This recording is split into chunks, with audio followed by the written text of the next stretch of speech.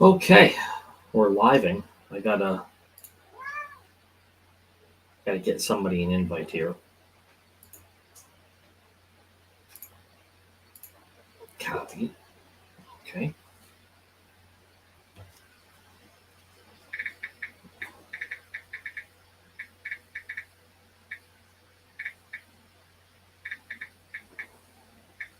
Guys, 1 second. We're gonna get going.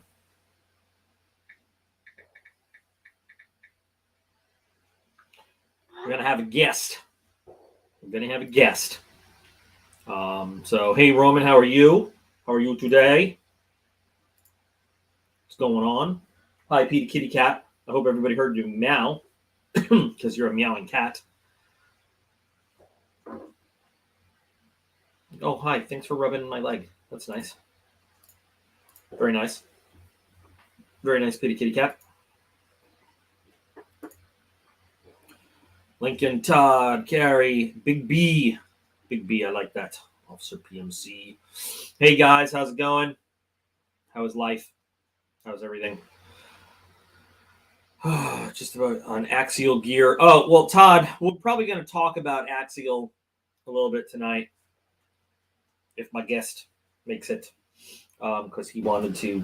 That's why he wants to come in. He wants to talk about Axial. I don't know what else there is left to say about Axial at this point, but but yeah, it's a thing to talk about, and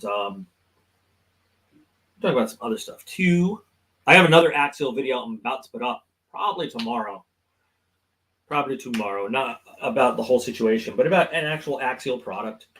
Something that I discovered, a secondary use for one of their products for their knife oil regarding sharpening. So that's cool. Bob Nixon, hello, how are you? What's going on? I think that YouTube, this is really funny. I think YouTube last week saw the background I was using, and they decided that somehow that was a war, a Ukrainian war thing. So they restricted the video, the live video last week, because apparently YouTube's bots are stupid and don't know the difference between American military and Ukrainian military. Do I know how many times your Axial code has been used since the video? I don't know, because I didn't put my Axial code in the video, Carrie. The last Axial video I put up, I just gave a link to. Like I said, I didn't want it to be an affiliate video. I didn't want it to be, I didn't want it to be like that. I just wanted it to be a video to support Axial. So I didn't put an affiliate link or anything in that video. I just put a link straight to Axial's website. I didn't want people to think I had anything to gain out of that, So I didn't put my link. It was literally just a direct link to Axial's website. So yeah. Hey Stuart, how are you? Life in the Big Down Under, treating you well, I hope. Hey Doc, I'm going to Emerald City Comic-Con in August. Need anything from the Star Wars booth? I need Princess Leia's slave outfit. Hello, sweetie. Is what I need. I have to send somebody this email with the link to the thing so they can be in the thing. In the thing, we're going to have CB Tactical come join us in the thing tonight. Not available in Northern Ireland. Let me make an insensitive Northern Ireland joke. I thought Northern Ireland had access to all the weapons and explosives. I guess that's dated. That's like a 1980s joke. Sorry, that's not funny. In the night,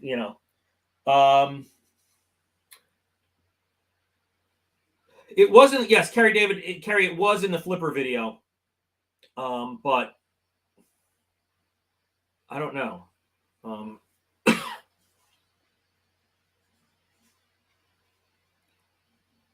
But I don't know. I'll tell you what. Here's the thing, and I'm going to say this sincerely, Big B. Having done, a military career, having fought I'll say insurgents, you can call them freedom fighters, whatever you want, having fought asymmetrical war fighters, boy, I'm glad it was the Brits that had to fight in Northern Ireland and not me.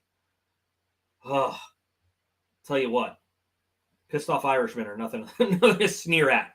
Nothing, not at all. Do not want to tangle with them. Oh, okay. There is my brother. What's going on? How's it going? You know what I just realized? What? I'm gonna need Aiden. Yeah. I need your. You know what?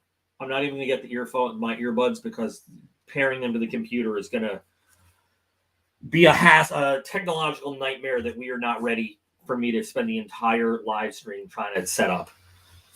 I hear you. Yeah. Are we going yet? Well, we're on. We're on. Oh, hello. What's yes. up, everybody? Peter, would you like to be on too? You're looking at me like you want to come on. No. Hey, how you been, brother? Exhausted.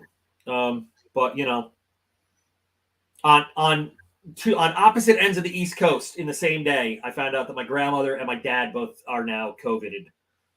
Oh no. Which is like, what are the chances? But they're good. They're good. It's just, what are the chances? Right. Yeah. I'm gonna take my glasses off because apparently there's a big glare in it. I can take my glasses off and nobody wants to see this weird face without glasses. I don't even know because I can't see. I'm putting them back on. So anyway, Carrie, I'm gonna let you know. I'm gonna get some information. CB, carry on. Do what you do. I'm gonna get some information from you. Run the show. The talk is yours. I'm gonna get some information for Carrie right here real quick. I guess I'll go ahead and start off by saying I appreciate everybody being here tonight. I appreciate being on your show, Doc. I really admire you and value your opinion on everything. Now, I wish you could have went to Smoky Mountain Knife Works with us because I would have liked to had you as a witness there when I went. And similar to Super Steel Steve, you know, I went the week of April 22nd, so it's been a while.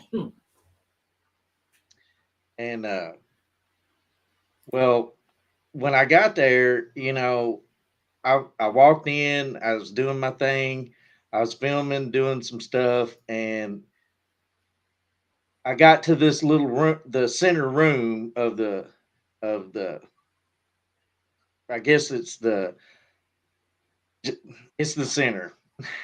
Anyway, that's where they keep kind of the cheap knives, you know. They got some bucks in there and then they got, you know, nothing really real expensive. Now, the cold steel tables in there, but you know, we all know Cold Steel's a great company, you know, but they're kind of on the lower side, uh, a budget side, shall I say. Great company. And I walked up to this case and it was probably 4 feet wide. It wasn't real big, you know, and I noticed it had Axial knives in there. And I was like, oh crap, y'all got Axial here, you know, because they were fairly new when I got that. What's up, Peter? Look at him looking like he knows. Like he knows he's on camera. You know, I never heard of Axial until you got the shift, you know, and then I got a hold of you and we traded. I sent you a new one. You wanted a blue one, so I sent you a blue one. You go ahead and keep talking. Hang on a sec. And so Axial became like one of my favorite budget companies.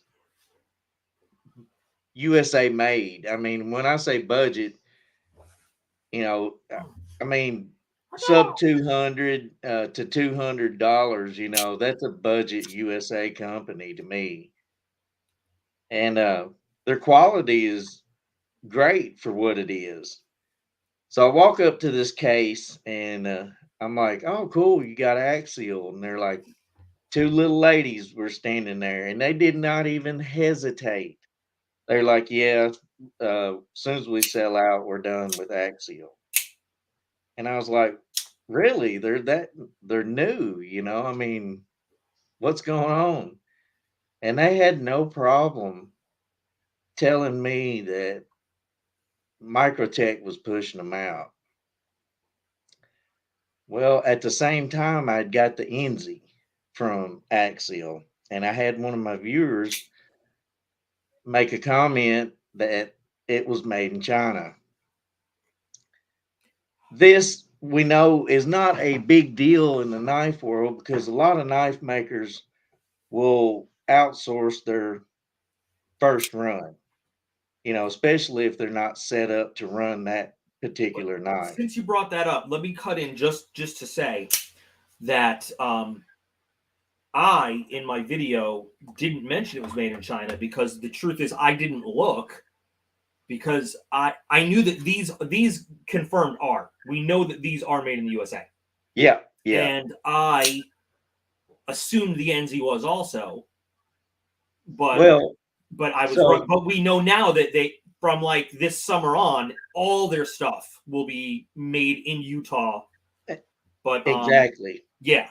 And I But had to, so between Smoky Mountain Knife Works and my viewer, commenting, I called Axial, just straight up, like, man up, and they were very super nice. You talk to Hunter too, you know how he is. They're super duper people.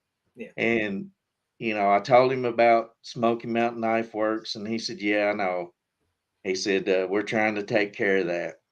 Matter of fact, they messaged me today and said, try not to be too pushy, because I'd been mentioning it in my videos that we might be talking about Axial tonight. And Hunter was very straightforward. I asked him straight up. I said, "Is the NZ made in China?" And like he didn't hesitate. So that tells me that they're Yeah, great. honest company. You know what I mean? And so he was like, "Yeah, we're not set up for that. We're trying to get the machines put in right now so we can run those knives here." Mhm. He said, "But the first run we did have it made elsewhere." And I was like, "Man, that's cool." They were very open and upfront about it. And that's what makes me feel like Axial is just a great company to be around and to have, because they're still humble. They haven't gotten to the point to where they're so big that they have forgotten us, the consumer, you know. Having said that, I feel like Microtech is there. I'm not trying to bash Microtech because they made good knives for a long time, you know, but it seems like the past few years, like they've focused on is the really high dollar knives, and their low dollar knives have kind of gone to the way of QC wayside, you know. So it I'm not going to get rid of my Microtechs because of all this stuff that's happening with the company, but I, how can you back a company that treats you like that? And see, the Microtech I got is a G12 show, blade show G12, and it was serialized. So I was just trying to track down the lineage on it, and I called Microtech. I was just curious how many were serialized for that show, and they were like, "We can't tell you that." And I'm like, "Well, if you're going to serialize something, it means it's kind of special, Right. Yeah. and if it's special, one of 500, it's special, right? But one of 20,000 ain't really that special. So they were just kind of like, yeah, whatever, kick rocks. And they just didn't have time for me. So, the type person I am, I'll back a company that thinks about their customers first, and is honest and upfront with everybody. There's a polite greeting for What us. what's up, me with knives? But you know, um, they they contacted me today, and they were just like, hey, just don't go too hard, and I was like, I can respect that, but I just had to. I know my story is similar to Super Steel Steve, and that's why like I'm kicking myself in the butt. I should have made you come down, so I Yeah. had a witness to hear this, and but like you said, we were talking the other day, they're listening to the customers as well because they asked me what they could do better, Right. what we would like to see. And, that means the world to me because that means they're thinking of us and thinking about what we want. And when you produce something that we want, it's going to get bought. They're going to have, you know, just going to happen. Yeah. That's what you're doing great. I'm gonna grab something else that we can talk about while you do because it feeds into this. So I'm gonna be right back again. So for everybody watching, if you don't know, me and Doc, we got the NZ. I'm sure you've seen Doc's video on the NZ. And what we're saying about they're listening to us is, this is an awesome EDC, and both of us happened to at different times without talking to each other or anything, told them that this is awesome, but we need to be just slightly bigger, Right. you know. And they were like, "Heck yeah, that's awesome." And I bet you within a year or two, we'll end up seeing a bigger NZ. Oh yeah. And You the know, NZ 2.0, and I'll be throwing cash right down on it oh, because I will too. yeah.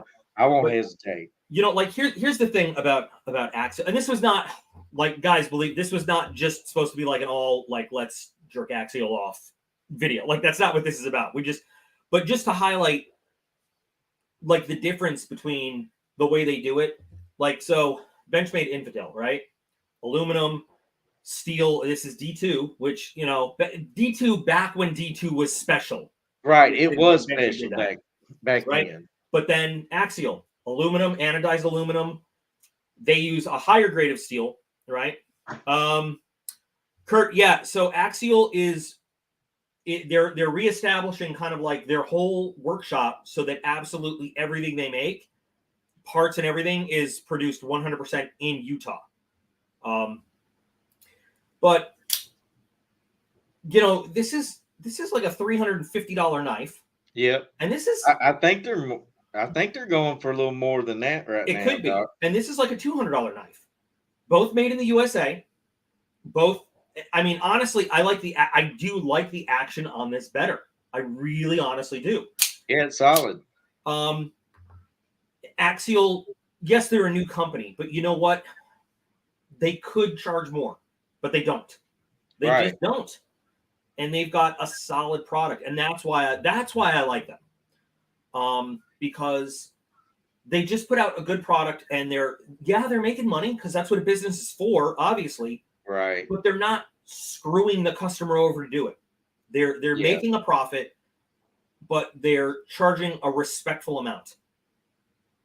Yeah, And and you got to you know, respect that from them too, because they're not trying to make a killing, but they're trying to put out a quality product. yeah. Like I wish everybody was sitting around in a circle and we could pass these around. The action on Yep. this feels so soft and like compared to how how like just solid this feels. Yeah. And the retention on the button, I mean, this is just a great knife, man. I took it apart and it's quality inside. The springs are quality feeling. Everything is just crazy good about this knife. And when you're making a product like this, I guess it's easy to intimidate people, and but I just thought that this would be a great way to just kind of get something off our chest, because the way everything is nowadays. And I want to first say, my thoughts and prayers to all the families in Texas, and that was a bad deal. But the way things are nowadays, there's just no room for trying to bully the little guy out of trying to make a dollar, really. Right. Yeah. And I don't you understand that. mentioned Texas. I know that we're going to end up discussing that by the end of the live stream. Yeah. I'm sure that it goes to hell and has the Hitler pineapple treatment. Yeah. I'm about to. You know what frustrates me, and I said that as soon as I saw the news, I said this. I said it on my personal Facebook. I said it's going to take a matter of days for us to find out that it was painfully obvious that it was right there. People knew that this guy A shouldn't have a gun, and B they always make it obvious for anybody with eyes that they're going to do something like this. Yeah, and people ignore it. Do. And there are people right there in their life, in their immediate life, that could have prevented this. And sure as shit, the day he bought the 2 rifles, he posted it on Facebook. Look at my 2 badass rifles. And like 2 days later, he's literally posting threats that children better watch out. Like nobody does a damn thing. Yeah. That right there, I mean, yes, and that's right. And then people ignore it, and then what happens? Oh, these evil guns. We have to get rid of the guns. No. Well, and you can't tie law enforcement's hands and expect good results. They can only do so much too. So, and I guarantee, you know what, and knowing that was out there right there, I guarantee I will bet vital parts in my anatomy that there was somebody out there that knew enough to put this guy on the list that he should not have been able to legally pass a background check. Right. Like, it was out there. The information was there. Nobody did anything about it. Nobody did it. Because, and I'm not... I mean, you guys should know I am one of the strongest Second Amendment supporters out there. Like, I think that 99% of the gun laws that we have on the books, I consider to be unconstitutional. They are, but but I also concede there are some people that have evil in their hearts, and we do not want them getting their hands on weapons. But the bad thing is, you take the guns away, and what's left? Knives. People right. That's what I'm saying. Evil people will do evil, and once again, we're left with the only people that are affected by more and more gun laws are the people that are prone to follow laws. A guy that's going to commit murder doesn't care if he breaks a law to get a gun. He's going to commit murder. Yeah. He's already breaking one of God's higher laws, one of society's higher laws. He doesn't care if he has to break a lower law to get the weapon to do it. And yeah, Braden from Langley Outdoors, he brought up a graph that last year, like 90% of the crimes that happened with firearms were stolen. Yeah. And so criminals are going to criminal no matter what. They are. And there are over 20 million AR platforms legally owned in this country. Yeah. And guess what? Over 20 million ARs a day don't commit mass murder. That's right. It's not a problem with the gun. It's not a problem with the rifle. It's a problem with individual people here and there. And the bigger problem is that there are people around them that do nothing to stop it. And for those of you who don't know, there is a legal term called depraved indifference, which means I don't want to spit out a legal definition. Look up depraved indifference, and it is actually something you can be charged with in many states, meaning that you have knowledge that can stop something horrible, and you simply don't, because you're a terrible human being. Basically, is what it means. Yeah, but, And that's what a lot of it boils down to is people, they probably see this in the person's life, but they probably feel like they just don't have enough time to deal with it or don't want to deal with it. Either that, or they do this. It's too late. They do that like, oh, I don't want to be the guy that messes up his right, life Kurt. a little bit. Way to go. Now there's 20 dead kids because you felt like you didn't want to you felt you didn't want to feel guilty for a second, and anyway, I'm not. I just wanted to say thoughts and prayers to the family, because that's awful. And once again, anybody who watches this channel regularly or knows me knows I am not in favor of taking guns away. I am not in favor. Oh yeah. I'm not in favor of the crazy red flag laws like state wants to do. Like, no, you should not just be able to call up and say this guy's crazy and they lose their rights. But there should be a process to where you say this dude just threatened to kill kids on the internet, and maybe somebody pays him a visit and says, "Hey, you feeling all right?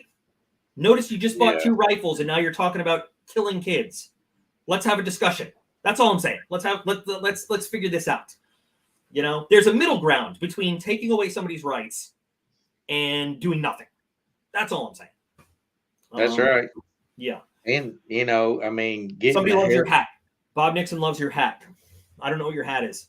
Oh, well, it's the Seekins hat that come in Tac Pack this month. Is that it? Because the one that I saw, I didn't do my unboxing yet, but the one that came in, the box I got looked very, very much not nice and new like that one. It looked very distressed and worn in.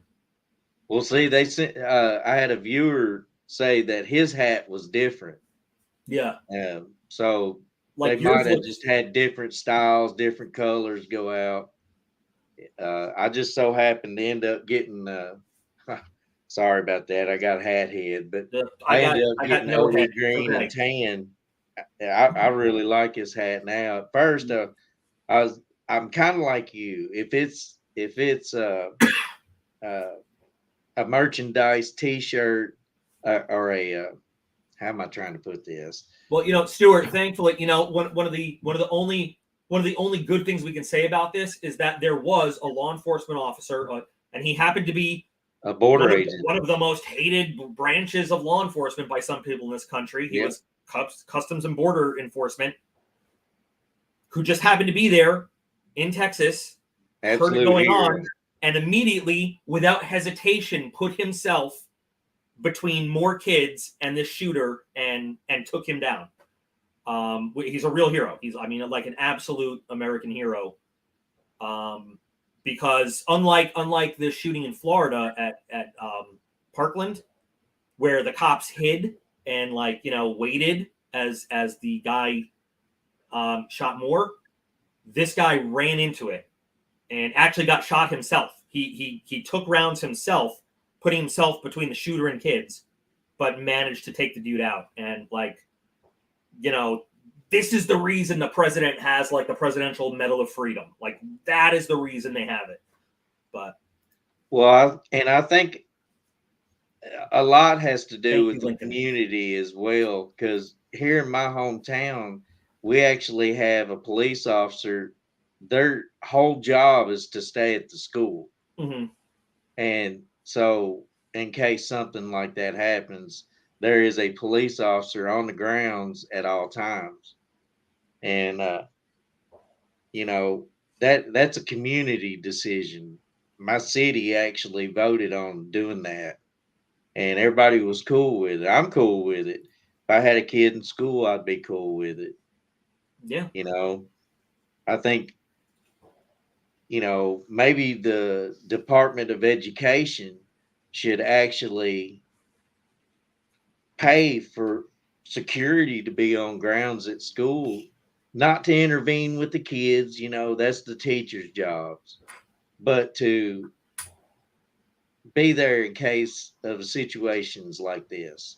The reason why people do stuff like this and go to a school or something like that is because they know there's nothing there. Yeah. It's a gun-free zone. It, Like it's a free for all. we've set up targets for them. You know? Like when I was going to school in New York City, earlier on, my school life, we actually had new NYPD. They had police officers in schools. And then some community activist freaked out about it because what a violent message, and NYPD is, this and that and whatever. And so they were forced to pull the cops out of the school. And then the Board of Education, just like you said, the New York City Board of Education put Board of Education security officers in there who had no power, nothing. They wore like gray pants and a blazer, and they had a patch that looked sort of like an NYPD patch, but it was like it shaped the same, but it said Board of Education Security.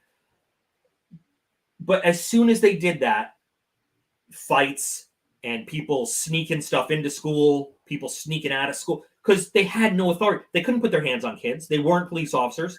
They couldn't do Right. anything. And you know what? They spent their time, and I'm not like I can't complain. I thought they were pretty cool. Like I mean, we had two in our high school. I can't remember their name, but I mean, like I knew their names, and they would sit and bullshit with the kids. There no authority figure whatsoever. Right. Nobody was afraid of it. I mean, that's.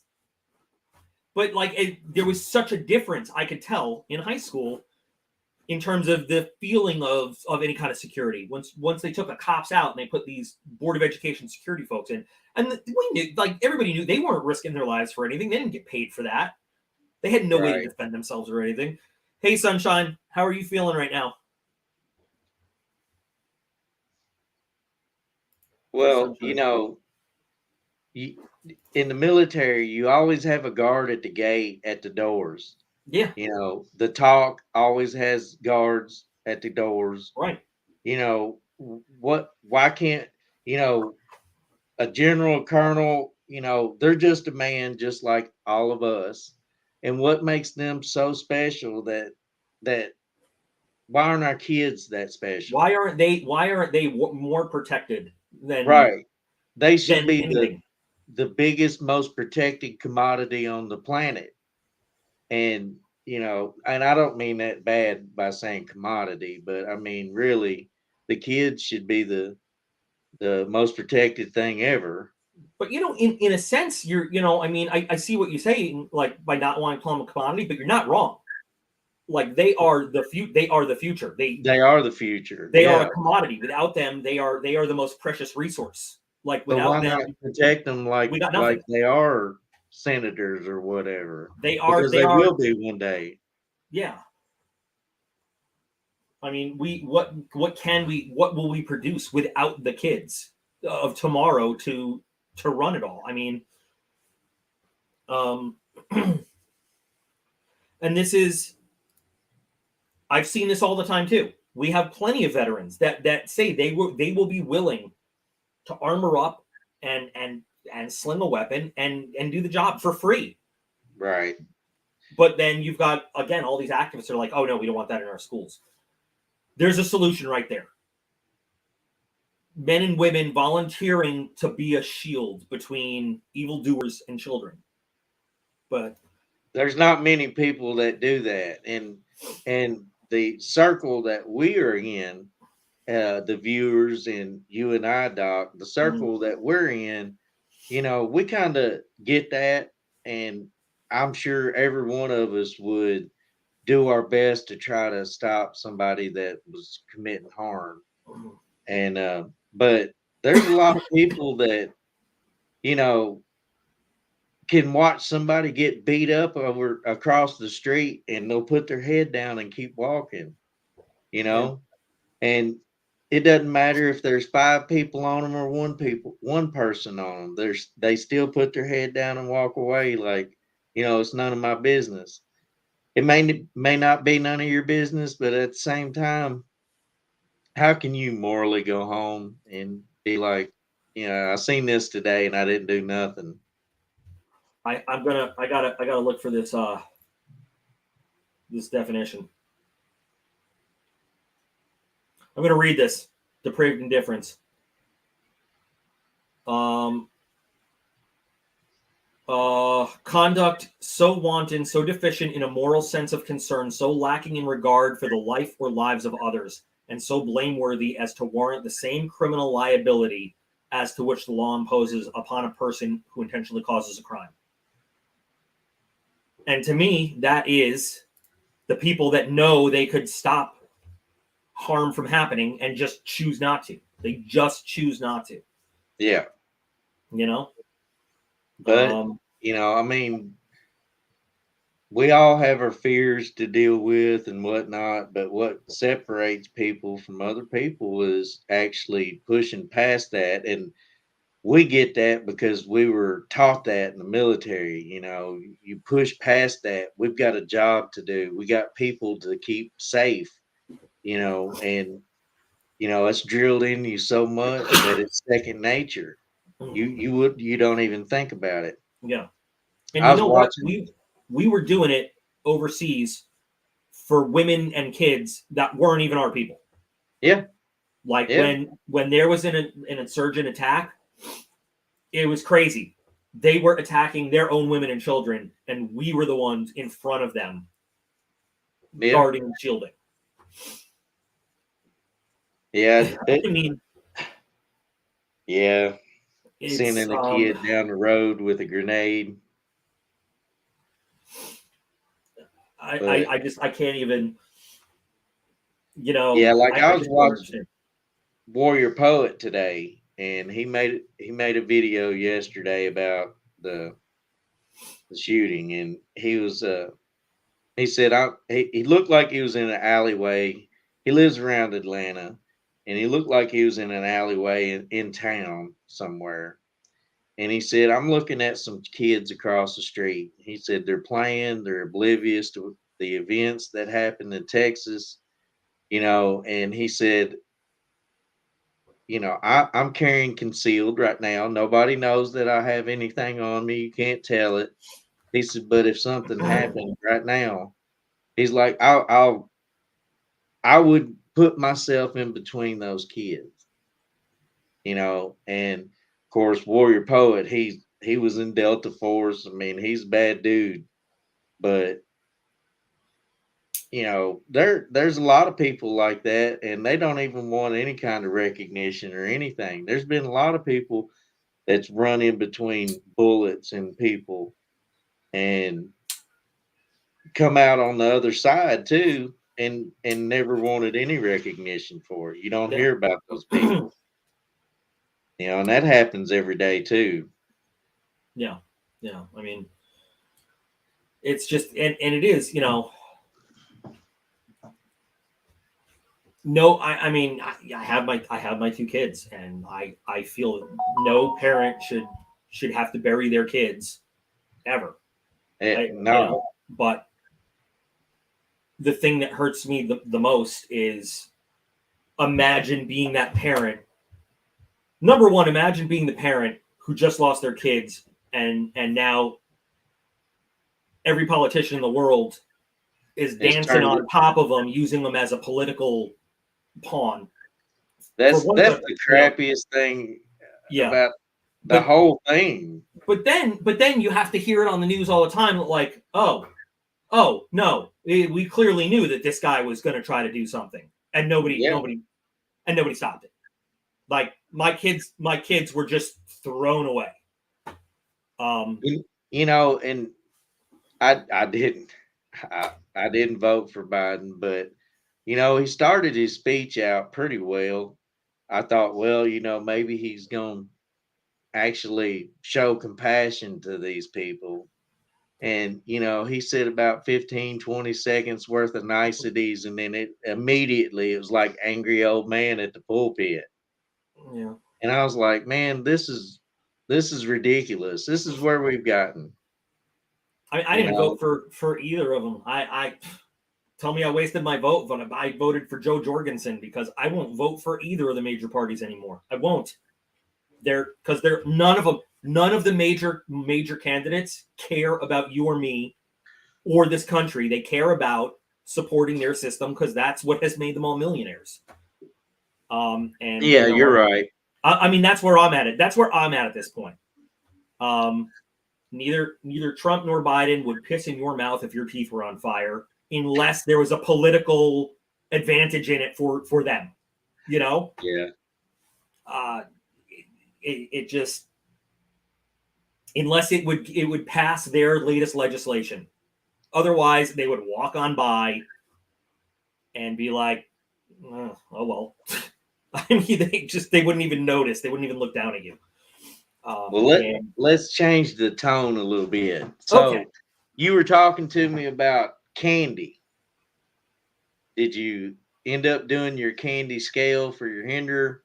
I didn't. Well, I did. I have one. So I'm not even going to show the hinder yet because I'll tell you why.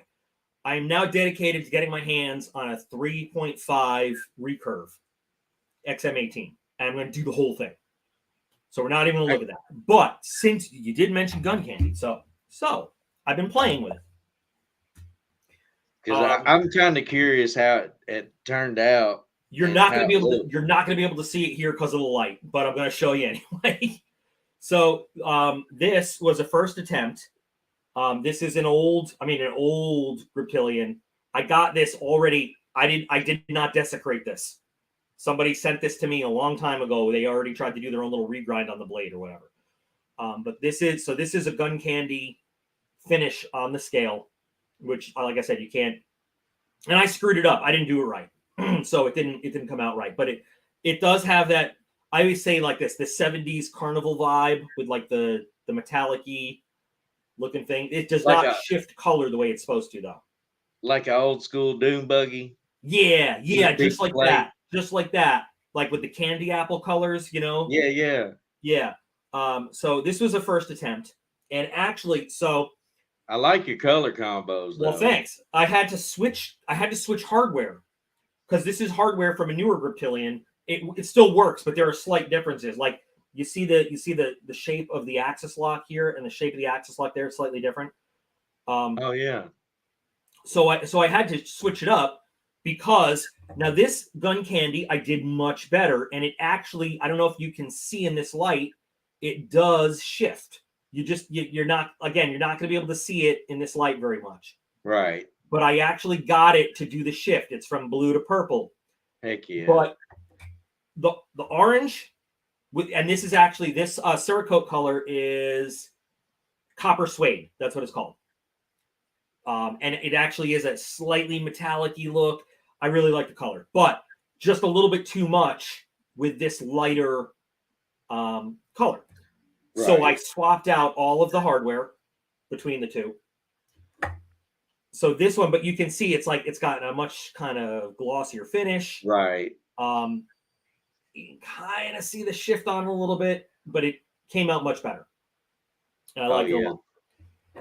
So then... is that Cerakote? It's Cerakote. So what you do is the gun candy is just a pigment. It's a powder, very, very like mica fine, like cornstarch fine pigment that you mix in with the clear gloss Cerakote. Right. Just today, I took this Spyderco Dragonfly, and I did another gun candy. Of course, you can't tell. Well, is that like a gunmetal gray or no? It's not even. It's like a purple to orange to yellow. Yeah, you definitely can't tell it. You can't. I had it outside in the light and it looked great. Is this gonna? Nope. But it's shiny though. Oh yeah. It now does you can tell a little bit better. Yeah. But you're still not going to be able to see the shifting on there. Well, That's neat though. But I mean, there, see on the end there, you can kind of see a little bit of a color difference. Yeah, yeah. Yeah. Yeah, it's pretty neat. And then I did all the hardware in. I redid all the hardware that was like just plain metal, just plain satin in gloss black. So this was the knife. If you guys ever heard me talking on the channel, the boob knife. This was the knife that my super hot lesbian Air Force buddy, when we used to go out, she would carry this. She would put it in her bra because it would fit perfectly. So now this is officially the golden boob knife from now on. Yeah. Whenever I talk about the golden boob knife, that's what this is. Heck yeah.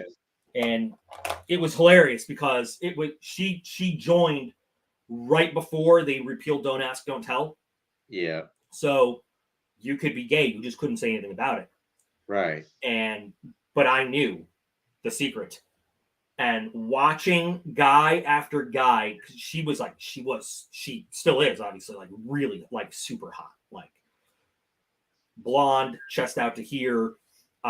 Like, I mean, she could have been a swimsuit model if she wanted, but she joined the Air Force instead. And watching every guy in the squadron try to hit on her, and just trying not to laugh because you knew. I mean, you knew, like, God, you got no chance. Like, you could be the coolest, slickest dude in the world. You got the wrong body parts. She's not interested. It was just so funny. People don't understand in military dress, if you look good, you really look good Yeah, when if you ain't in ACUs or BDUs or whatever. Yeah. If you pull off looking good in a uniform, just wait till they see you downtown off post later. Oh my God.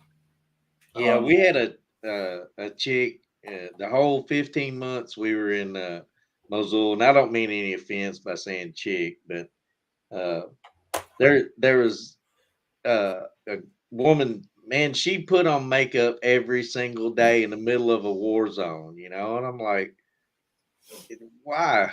Yeah. She's like, oh, I gotta look good. So every day, I mean, we had sandstorms for like 2.5 weeks one month, and every day just makeup. I'm like, golly, nah, I couldn't do that.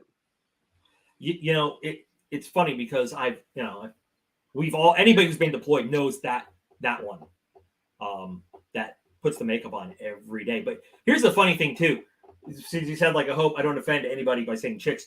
Chicks is an actual Air Force official, like, brevity word. When you have a tanker flying around, if there are other fighter planes with the tanker, they're chicks. So on the radio, when we're sending a plane to the tanker, you want to let the pilot know that, like, hey, there are other fighter planes there.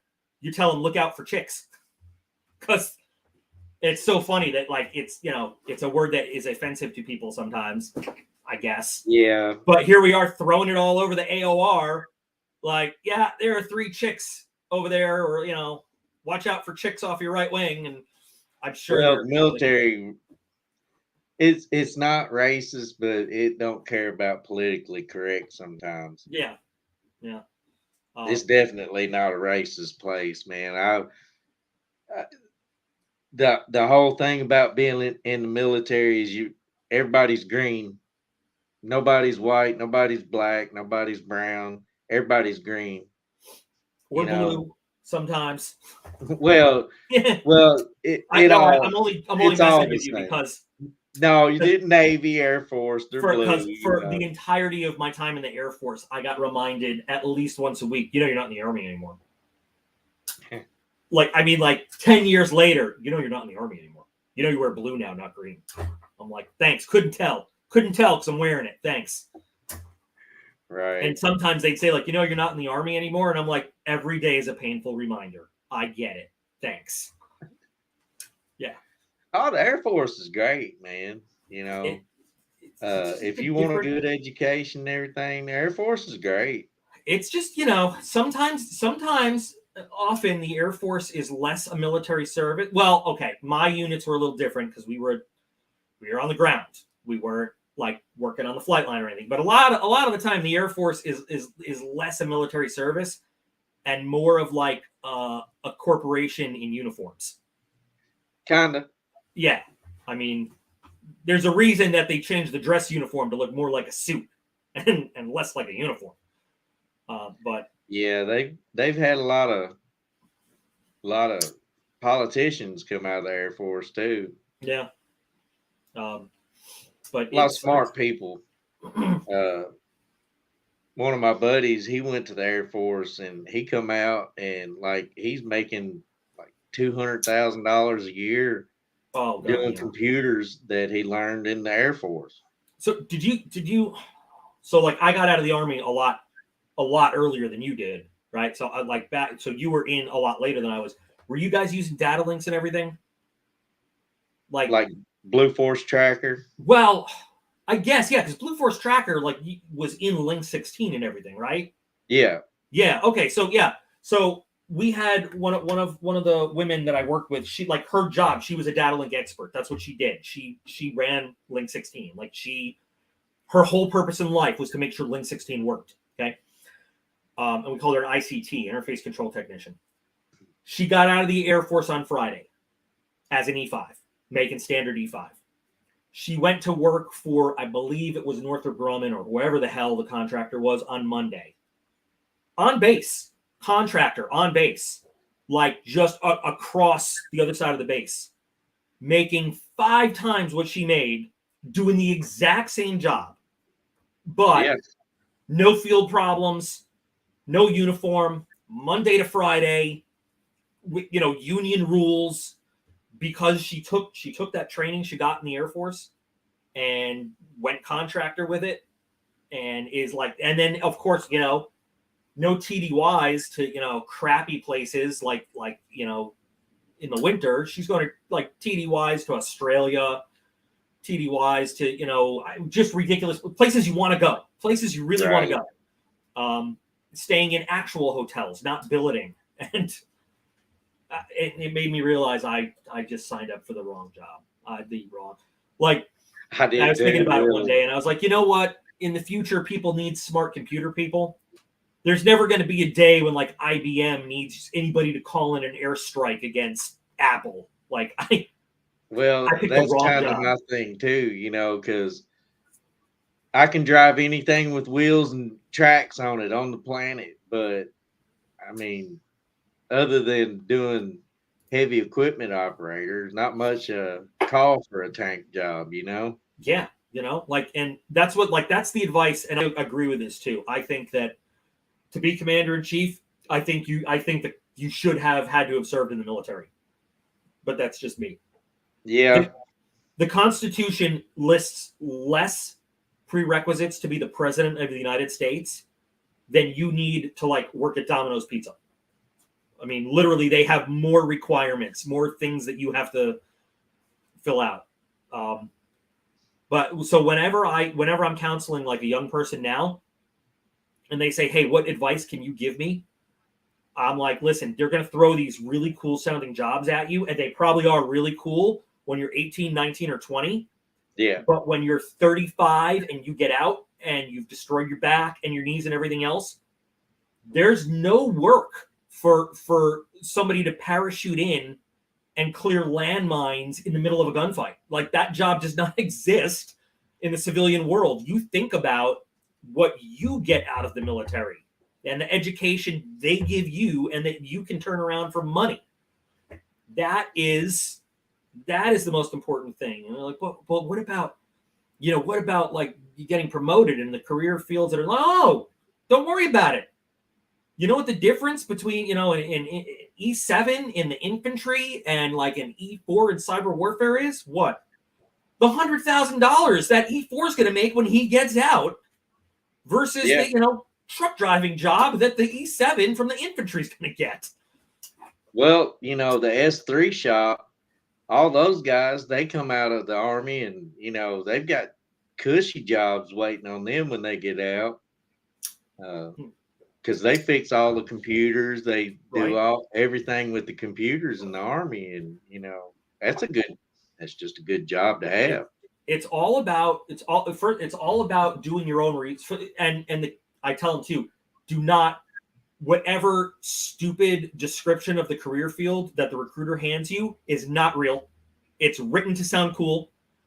You do not have to sign anything right there in the office. You're, say thanks. I'm gonna go look this up on my own, and I'll be back in a day or so. And you just take the list of whatever jobs, and you go on the internet and you look them up. Avoid any official military website. You Google it. You go to Reddit. Go on Facebook and find a group. But you research the jobs that they're offering you, and I promise you, they're going to have different descriptions than what they're telling you they are. And don't pass up a good job to go infantry, because regardless of what they tell you, everybody in the Army is infantry. Yeah. Everybody. And that that $10,000 signing bonus or something that they're going to offer you for like this job or that goes real quick when you could have been making $200,000 a year for the rest of your life. For the other job that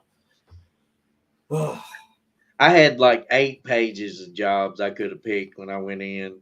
And actually, it was crazy. River Patrol was one of them. And I almost picked that one just for shits and giggles. I don't know. It was just like, oh, crap, I can be River Patrol. That's pretty cool. But, the first job was UH-60 mechanic. I should have done it. Yeah. They make like $180 an hour just kind of standing around. When they're actually doing something, they make more than that. So the first job that I remember getting offered was, I can't remember what Intel it was, but it was an Intel analyst job.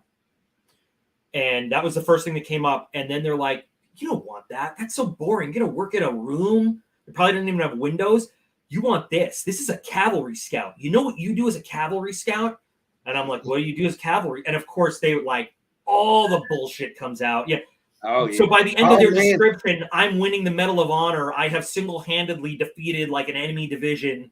And I'm like, yeah, I want that. Yeah, I want that.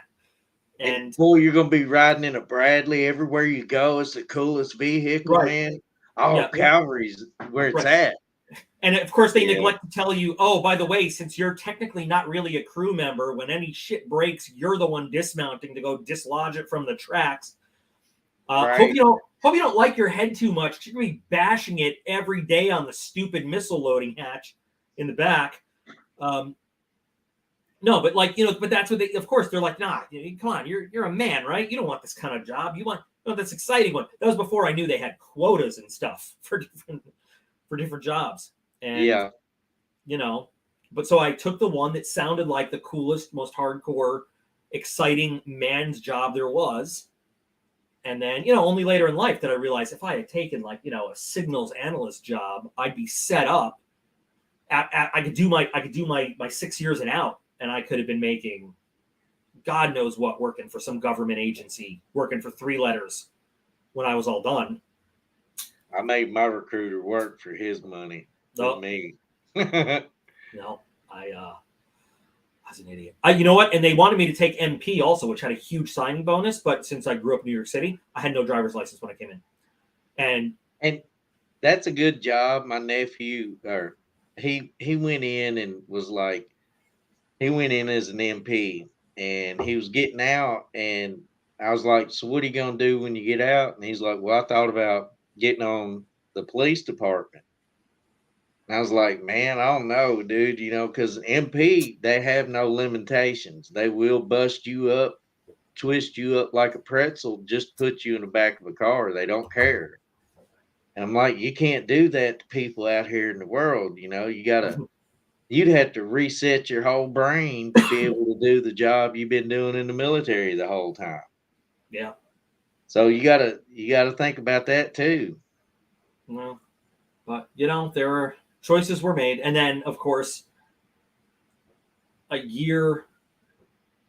just shy a year and a half of being a scout, they were like, well, the Army has a critical shortage of combat medics, and guess what your ASVAB score says you can be. So, have you ever heard of retraining? That's all right too. You always know the basics. Can't do surgery, but you know how to save somebody's life. I mean, but it turned out I loved. That was the career that made me in the Army. I mean, I loved it. I went right back to 7th Cavalry. I mean, right back, moved up to HHC instead of on the line. I mean, there was no difference. And they were like, "Oh, you're back." I'm like, "Yeah, I'm a medic." Bullshit. You're a scout with an aid bag. We know who you are and what you can do. Heck But yeah. But that's the truth, that goes back to saying, it doesn't matter what job you are, you're always infantry. yeah. I was a tanker, but the closest thing I got to my tank in Iraq was I unloaded it off the trailer from the ship in Mosul, put it in the motor pool and locked it up, and that's where it sat for 15 months. Didn't touch it again. So we were twats. We were tankers without a tank. That sucks. That's I mean, it sucks. okay though, Spent 16 weeks at Mama Knox to deploy without a tank. Yeah. But them wraps are cool too. They're pretty cool. I like them. But heck, I stayed back 18 weeks because I did striker training too. And striker was the only place you could go to striker was 2nd Infantry in Germany. They're the only ones that were using the striker at the time. And then I get my orders and I ended up going to Texas and I was trained on the A1, the M1A1 at Knox. And I got to Texas and they're like, "Yeah, we got SEPs, the A2." And they were like, "You're going to have to do all your training again." And I was like, "Crap." So I ended up having to do training again at Fort Hood on the SEP, which it wasn't that bad. It was more push button. The A1 was still analog gauges and stuff like that. So I never saw anything more advanced. I mean, I never sat in anything more advanced than an A1. And even then it was, familiarization. Like these are 19 kilos. You hate them because they're DATs and you're scouts. And welcome to FTX. You against them, go. yeah. Yeah. So Craig, I was about a year and a half as a scout, and then basically the whole rest of my time was as a medic. Starting as a 91B, which was medic then, and then I was a 91 Charlie, which is actually technically the MOS for an LPN, which because they sent me to the school, but I never performed those duties. I went right back to a field medical position, but then I was able to do a lot more stuff. And I was also qualified to work in a battalion aid station, which is like the first step up. So like you're a medic in the field. And then battalion aid station is like the first place they evacuate casualties to. But like before you get to a combat support hospital or a mobile surgical hospital or anything like that. So I was still in 91 Bravo. Then they changed the MOS again. And then I was a 91 Whiskey. Which was, so what they did was they collapsed a whole bunch of medical MOSs into one. And everybody became 91 Whiskeys, and then you had different identifiers to kind of show where you specialize. So I was a 91 Whiskey Mike 6. And so a lot of times with Army MOSs, you don't hear about these identifiers. Like you just hear the main, like the letter and numbers. But like then there's all these different things that come after it to show things you're like specially trained in. Then I left the Army when I was still a 91 Whiskey, Mike 6. And then there's also skill levels with MOSs that nobody talks about. You start there. So anyway, that doesn't even matter. Then right after I left, medics became 68 series. 68 used to be a wheeled vehicle. A 68 Whiskey used to be a wheeled vehicle mechanic. I think it's specifically as a light wheeled vehicle mechanic. And for some reason, then the medical field became 68 Whiskey, or a combat medic was a 68 Whiskey, and the whole medical field became 68. So my whole time in the Army was 8 years. And for the whole majority of that, for about 6 years of that, I was in the medical field. starting with 91 Bravo until I couldn't tell you the actual. I don't remember the actual time. Until I officially was a 91 Charlie, even though I still filled the Bravo slot. So that's the other thing. You can hold you hold a certain MOS, but you're in a slot for a job too, at a specific skill level. It's a complicated, stupid system. But that's kind of how long I was in different stupid things. Yeah, and then you have secondary MOSs too. Like they don't go away; they stay on your record. It's just you're in a primary. So correct me if I'm wrong about this if I don't remember. You have a primary MOS, your secondary MOS, and then your duty MOS. So yeah. So you might not even be you might be assigned to a slot that is not even your job, but that's the duty MOS you're working. That never happened to me. Yeah. But well, it did me. Yeah, so my primary MOS was 91 Charlie. I had a secondary and a third, so I guess technically 19 Delta rolled off because my secondary MOS then was 91 Bravo, but my duty MOS was 91 Bravo, even though I was a 91 Charlie. How stupid. Oh, complicated, dumb shit. Yeah, I went. Bob, thanks for stopping by. I went from being a ground pounder and a tanker to after I got hurt, and my primary job was to deal with you guys off 5 Diamondback and Predator. I would direct Predator all over Mosul. That was my job after I got hurt. I can't tell you what the MOS designation is, but it's pretty much S3 talk, and that was a cool job. Predator it's awesome. I made friends with the guys over at Balad that ran. What they call them there? The Sky King was their MOS. Not their MOS, their call sign. And they were pretty cool dudes. Yeah, oh yeah, the Predator guys and gals, they were awesome. And they were quick on it too. If I call up and be like, "Hey, I see something in grid such and such, could you check it out?" I mean, they'd whip that sucker around and head right back to it and circle it for an hour. Yeah. Trying to, but it was cool.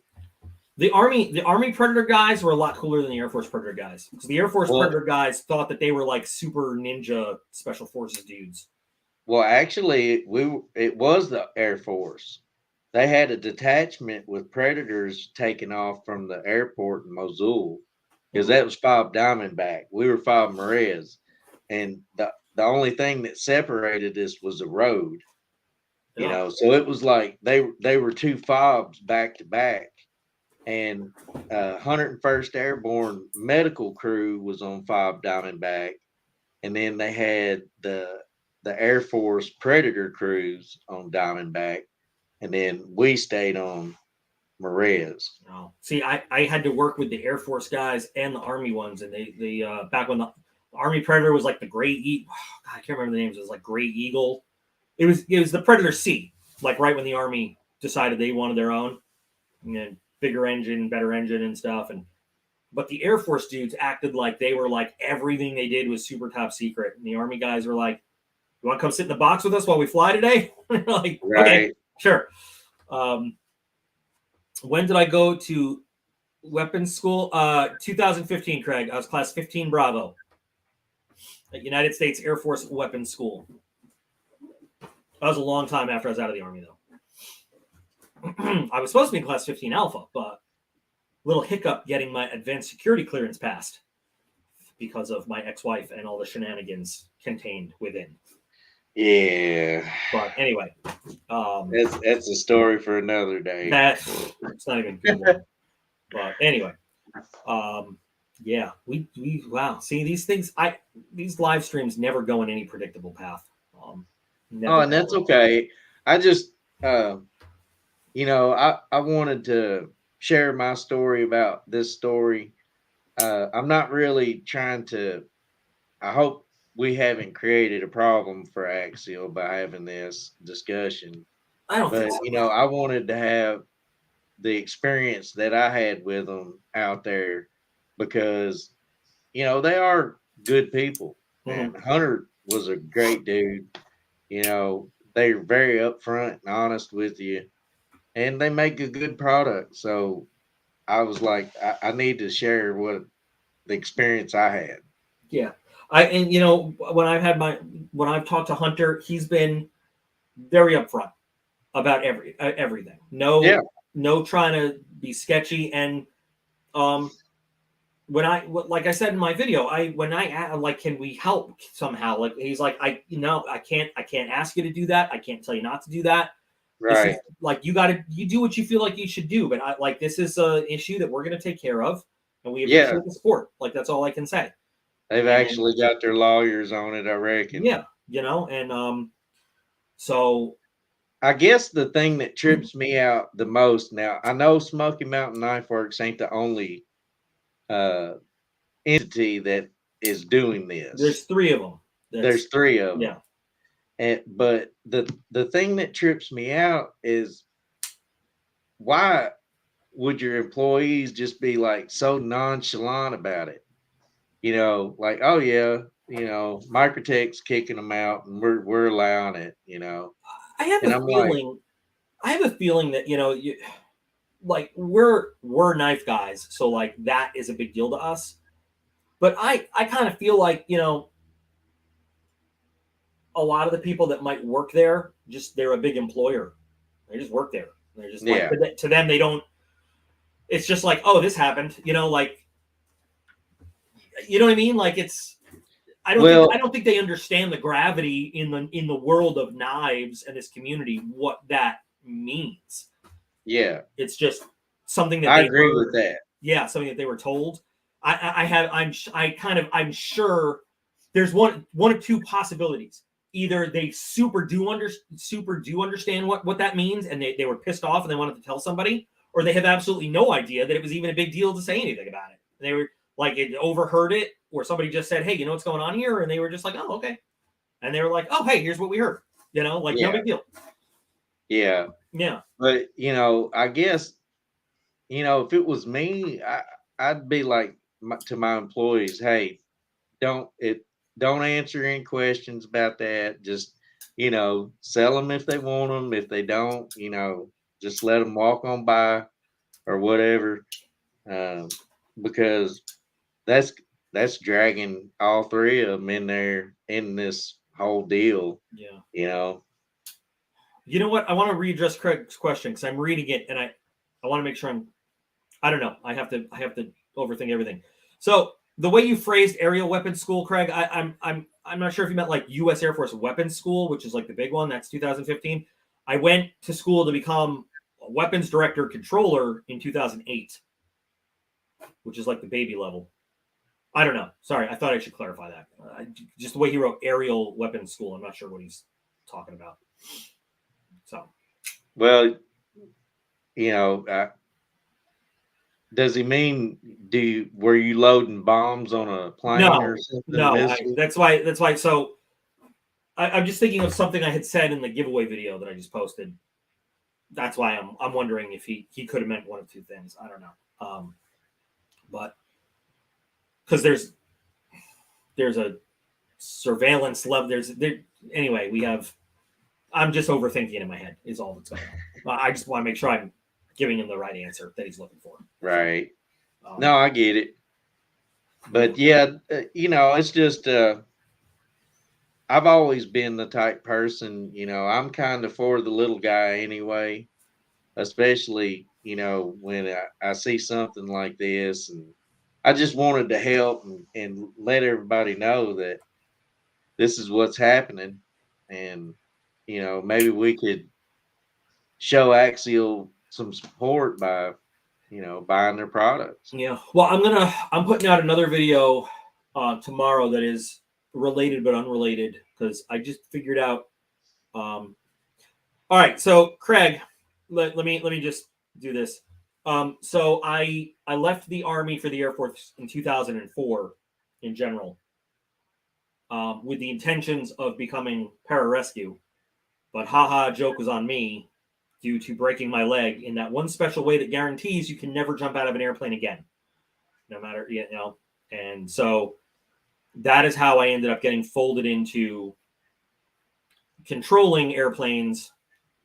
And when I say control, that doesn't literally mean fly them, but control meaning direct their flights and their weapons activity and telling the pilots what needs to no longer exist on this earth and telling them where to go to do that. So the word control is, it's a very, in the Air Force, control is a very specific word, which is different than fly. Fly and control are two very different words. So it's, yeah. The Air Force is very, very specific, way more than the Army, with their individual actual words and definitions. And the phrase words mean things is like so specific in the Air Force it'll make you vomit. But anyway. So, have you seen the new Top Gun trailer? Nope, I've seen the trailer. I'm not going to see the movie. Nope. You're not going to watch it? Nope. Well, because there was a time when I was young when I thought Top Gun was awesome. Now I know too much. and I rewatched the old Top Gun and I just... This is something that I seen that I thought was kind of cool about the movie, is he actually set up, Tom Cruise actually set up to have everybody go to Top Gun school. All the actors in the movie went to Top Gun school. Mm-hmm. And they started off in little single engine prop plane and moved their way up to the F-18 Super Hornet. And like they were their own directors and camera crew in the plane during the movie. So the whole movie was shot from different people's perspectives on how they would film it. I thought that was kind of neat, but you know, talking about aviation. Yeah. I just thought, like, people refuse to watch movies about airplanes or military stuff with me because I'm that asshole who will throw a drink and go, that's not how that works. Can't help it. Oh, I can't stand it when, you know, I see something on TV or a movie where they're in the Army and they got their collar cinched up. No, it's like, they got their we hat never pulled wore all it the way like down. Right. That just makes me... You know what? When people ask me, they're like, so what's the most accurate Army movie you've ever seen? And I say, Renaissance Man. Most accurate depiction of basic training I've ever seen. Bunch of morons getting yelled at by a drill sergeant for being stupid. Absolutely Renaissance Man. Like, well, do you know Con Air, Nicolas Cage actually wore his uniform from when he was in the Rangers. He was a sergeant in the I did not know that. I had no idea. And that's why his uniform looks so legit in that movie, because up to that point, they weren't allowed to be absolute correct with the uniform. They had to change something up to where it wasn't correct. That's not how it is nowadays, but since Nicolas Cage was in the Army, he was a Ranger and a sergeant, they actually let him wear his own uniform in the movie. That's cool. So I thought that was a cool piece of military trivia. That's cool. You know, since you brought up Con Air, we did a pre-deployment exercise in Wendover, Nevada. I don't know if you've ever been there, but it's formerly Wendover Army Airfield, and now it's just like Wendover Airport. But I've been close, but I hadn't been on the base. So if you've seen Con Air or you've seen Independence Day, you've seen Wendover, because it's where they filmed Area 51 for Independence Day. And anytime you saw an airport in Con Air, it's where they filmed it. And they still have Con Air on display over there. And so here's another crazy historical thing. The hangar that is the face of, you know, like in Area 51, there's the hangar and they go in and it goes underground. Yeah. That is the real hangar where they did the first test fitting of the atomic bomb to the Enola Gay bomber. Oh. And so it's like really historical over there. And it's kind of, So there's the actual civilian airport, but like the entire World War II Army airfield is still there, but like falling to pieces. Right. And you can explore like the old base hospital. I mean, you might break your leg walking around in there and stuff, but it's pretty, and there are all these areas that are just surrounded with caution tape, like warning, radiation hazard, don't go in here. You know, because they did nuclear stuff there too. It's Yeah. really intense. It's a cool place to be. Heck yeah. Yeah, but it's like when we got there, they were like, so here's your local area briefing. There's Con Air. Yes, it's the real Con Air. And if you just Google it, you'll probably see pictures, and you'll recognize like, oh, that's the control tower that they were yelling at the plane from. And it's kind of a cool place to be. So yeah. So when people say like, have you ever been to Area 51? I'm like, yes, I have. I sure have, and I'm leaving it at that. So yeah, I don't know. I think Area 51's where they do a lot of research and development they don't want people to know about, but I don't know about aliens. I ain't seen one. can tell you what, from an Air Force standpoint, as long as people are looking for aliens, they're not looking for anything else. That's right. You know what I mean? Yeah, you're right. Yeah. And I'm sorry, I keep cool. drinking, but I like pointing out, like, all through the 60s and 70s, people in the desert were reporting all these UFOs with triangular light formations and all this stuff. And then Desert Storm, bam, F-117. Light on the nose, light on each of the wingtips, triangle formation. Where was it flying during all of its development? And people still don't put two and two together. I'm like, yeah, but the Air Force definitely wants you to keep looking for UFOs, in Area 51. Because as long as you're looking for UFOs, you're not looking for anything else. Well, they're still looking. Yeah. Yeah. There's a recent thing. I don't follow UFO stuff, but there's the Navy guy, that come out about 8 months ago, and said that he was following one in his plane. Yeah. So I think, and look at what Craig says right here. I'm not saying, I'm just saying, as long as people are looking for all sorts of fancy stuff, they're not paying any attention to technology that we're developing right here on Earth. Yeah. But anyway. Yeah, we're still kind of a primitive race, if you would think about it. We're not very far out of the sticks and stones era. No. And I think that if aliens did want to come here, and aliens could come here from across a galaxy, we're ants to them. Yeah. Yeah, all our little pea shooter guns probably wouldn't mean a thing. No. What are you doing, Ethan? Ethan is sneaking up on me in a cardboard SWAT shield. Uh-oh. So he's among us. Anyway, I got to get going because Doc, all of a sudden, been a good one. All of a sudden I'm being bombarded. I'm about to be swatted out of the kitchen. Well, it's been a good one. I appreciate you letting me have some time on your channel, Doc. Anytime you ask, you're welcome on. I just wanted to share my story about Axial with everybody and get it out there. You want me to wear this? Ethan wants me to wear this. I'm the king. Heck yeah, king of the castle. No, it doesn't fit exactly, but. And that would make Ethan the prince. Ethan is the prince, except now he's the king because he's wearing the crown. Heck yeah. Yeah. You've been promoted. Nice work. But yeah, anytime you want to come on, you're welcome. All right. Well, I appreciate it. And to all y'all out there, I appreciate you listening to me ramble. It's been fun. And we'll do it again sometime. So all right, you take care. Everybody take care. Thanks for joining us, and we'll do it again soon. All right. Y'all have a good one.